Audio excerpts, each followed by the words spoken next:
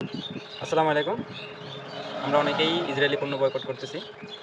কিন্তু অনেকেই জানি না ইসরায়েলি পণ্য কোনটা আর কোনটা ইসরায়েলি পণ্য না। তো এটার সুবিধার জন্য একটা অ্যাপ বের হয়েছে। অ্যাপটার নাম নো থ্যাঙ্কস অ্যাপ। এটার মাধ্যমে খুব সহজেই জানতে পারবেন যে কোনটা ইসরায়েলি পণ্য, কোনটা ইসরায়েলি পণ্য না। আর এটার জন্য খুব সহজ। আপনি প্রত্যেকটা প্রোডাক্টের উপরে একটা বারকোড থাকে। বারকোডটা স্ক্যানিং করলেই ওখানে জানানো হবে যে এটা কি ইসরায়েলি পণ্য বয়কট। তো চলুন আমরা দেখে নেই কীভাবে অ্যাপটা ইনস্টল করতে হবে।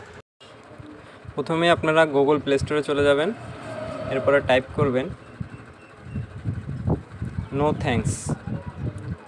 তারপর আপনাদের সামনে চলে আসবে কাঙ্ক্ষিত সেই অ্যাপটি। আমি আগে থেকে ইনস্টল করে রেখেছি, আপনাদেরকে ওপেন করে দেখাচ্ছি। ওপেনে ক্লিক করবেন, এরকম একটা ইন্টারফেস আপনার সামনে চলে আসবে।